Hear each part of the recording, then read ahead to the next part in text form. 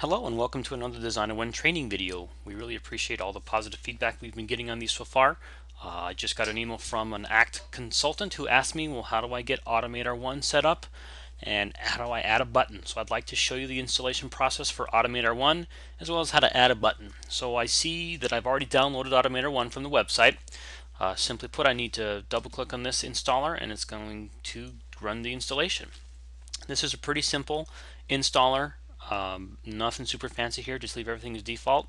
Just kind of click on next, next, next, okay, and then the actual installation process of AutomatoR1 isn't going to take all that long. During this process, what we're doing is we're copying a couple files, we're reading some registry keys, and copying information we need to a couple different locations. Once the installation is complete, we simply click on close, and now it's time to open up ACT. I'm going to go ahead and double click on my ACT icon and have ACT open, and we'll go ahead and we'll see what we can do to get a button added to the layout. So for those of you that don't know, AutomatoR1 is a macro type tool that allows us to automate some of ACT tasks, much like you could do back in the older versions of ACT, but with a new twist here in the new version. So I need to launch ACT. I'm logging into the demo database as Chris Huffman, and we're going to go ahead and take a look at my contact screen and try to figure out what kind of button I want and where it is I can put it. I would like to click over here on my user field tab, and I see I have some nice blank fields here. So let's go ahead and add a button. So this is all done through the layout editor. I go to my tools menu, choose design layouts, and then choose contact.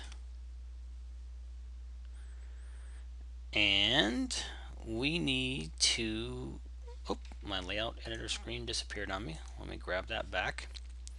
If I right click over here on this toolbox side, you see I have the option to customize. And we need to check the box for AutomatoR1.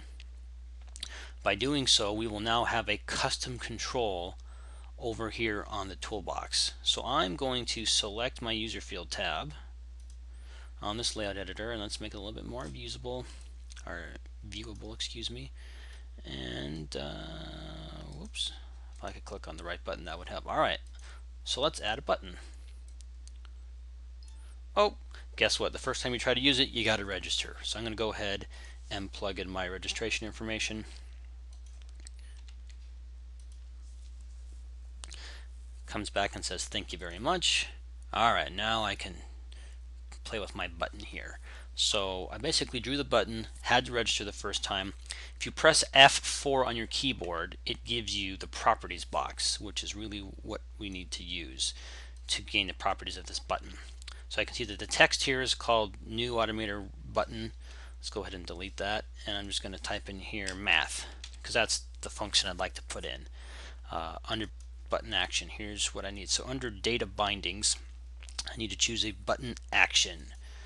Sorry, I have my screen resolution's a little bit smaller, so I got to get used to it. Alright, I'm going to create a new button. The action is going to be math. And I'll say the target field is user 10. And the expression is going to be, oh, let's just say user 1 plus user 2, and we'll just leave it simple like that. I'll go ahead and click OK. I can now click my save icon for my layout, close my layout designer, and we'll see here, once my screen refreshes, I now have a math button.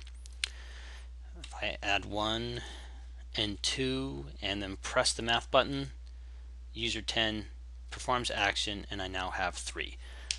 So we're going to have a whole bunch of these training videos specifically for AutomatoR1. We know it's a very robust product, and we want to be able to give everybody the tools they need to make it easier and provide some value, which I believe is definitely in this product. Thank you again for watching the video. Stay tuned for more. Have a great day.